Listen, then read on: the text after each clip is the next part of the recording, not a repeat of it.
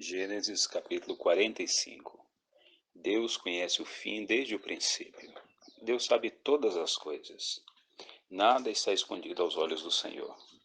O presente, o passado e o futuro, tudo são claros diante de Deus.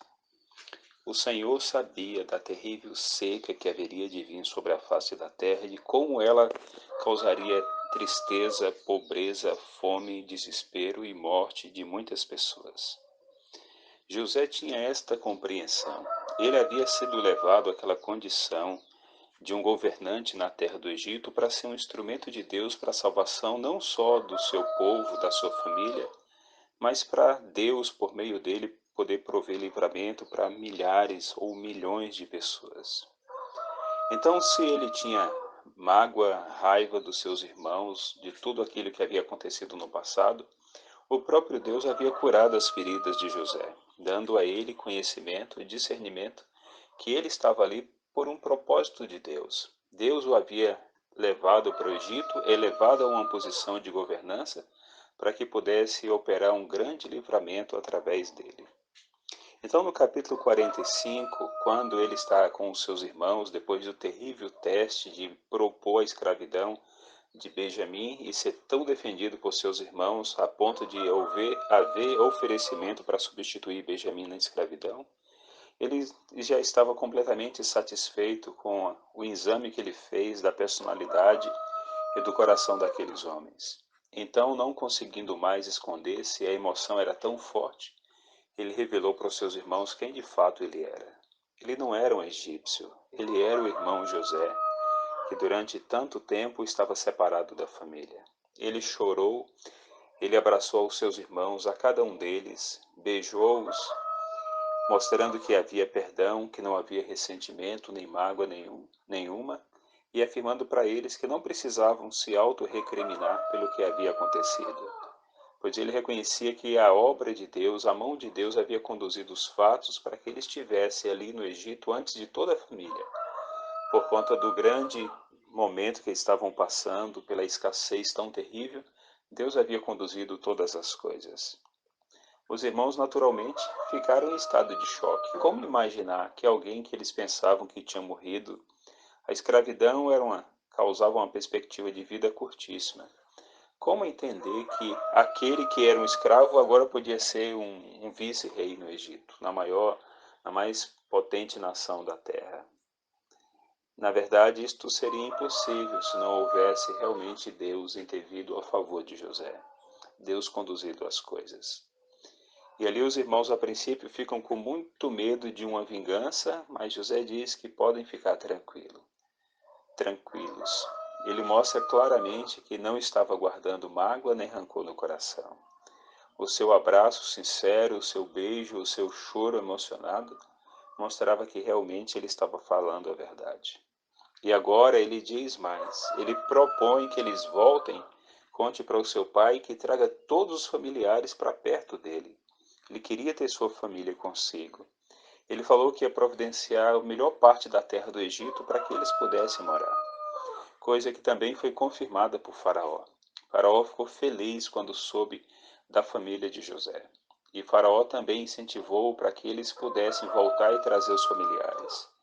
Providenciou transporte para que pudesse trazer as pessoas em carruagens, em carroças e trazer tudo que eles possuíam. E assim aqueles homens partiram, com toda uma história para contar para sua família. Ali tiveram que revelar para o seu pai Israel que eles haviam vendido José como escravo. Certamente esse foi um momento muito difícil. A Bíblia não narra este acontecimento, essa conversa entre eles e Jacó no termo de dizer o que tinham feito com José. Mas dizem que José ainda vive e que José é o governador do Egito. Jacó, a princípio, não consegue acreditar. Fica em estado de choque. Mas quando vê as evidências, vê o que veio do Egito para poder transportá-los, quando ouviu a história por completo, ele se deu por satisfeito e imediatamente ele tomou a decisão de ir ao Egito ao encontro de seu filho. Ele queria ver Jacó. Corrigindo, ele queria ver José. Jacó queria muito ver seu filho. Ele ansiava ter o filho de novo nos seus braços, abraçar, beijar, olhar os seus olhos. e viver na companhia de seu Filho. Logicamente, nós podemos associar isto ao que Deus tem preparado para aqueles que estão buscando a sua face. Deus criou o ser humano para viver com Ele, para ter interação com Ele. Por isso que nós não somos como os animais, nós somos como Deus. A Bíblia diz que nós fomos feitos à imagem e semelhança de Deus, para relacionamento mais pessoal com Ele, relacionamento de pai e de filho. Mas o pecado nos separou do Senhor, o pecado separa o homem de Deus.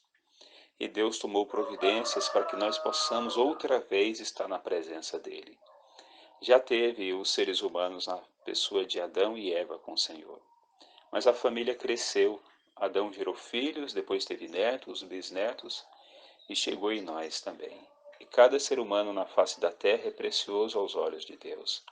E o Senhor aguarda ansiosamente este momento de reencontro, quando Ele poderá receber cada um de seus filhos, quando Ele poderá cuidar de nós como José estava providenciando o melhor da terra para o seu povo. Deus nos dará uma terra completamente nova, melhor do que a primeira, certamente milhares de vezes melhor do que a que nós vivemos hoje. Um mundo de justiça, de amor, um mundo sem morte, sem doença, sem qualquer tipo de sofrimento, sem separações, sem distanciamento, mas um mundo de perfeita harmonia. E o melhor de tudo, com a companhia de nosso Pai, de nosso Criador, de nosso Salvador, nosso mantenedor. A Bíblia diz em Apocalipse capítulo 21 que Deus enxugará de nossos olhos toda lágrima. Não teremos mais nenhum tipo de tristeza, nem de ansiedade.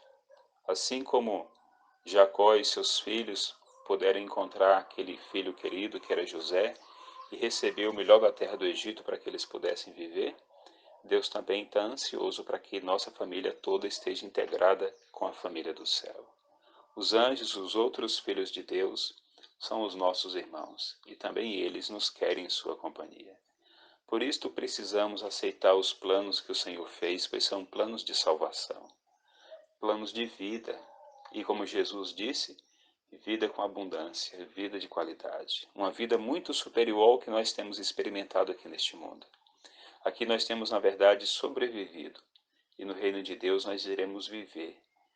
Vamos crescer em conhecimento, em graça, crescer, expandir nosso intelecto, mas também expandir a fé, o amor, a reverência, a adoração a Deus. No crescimento espiritual nós teremos plena alegria, completa satisfação, porque estaremos crescendo no relacionamento com Deus, que é a fonte da vida, da esperança. Deus, enfim, é tudo em todos, como disse o apóstolo Paulo. E todos nós deveríamos ansiosamente aguardar e apressar o dia do encontro com o Senhor, porque este será certamente o melhor de todos os dias.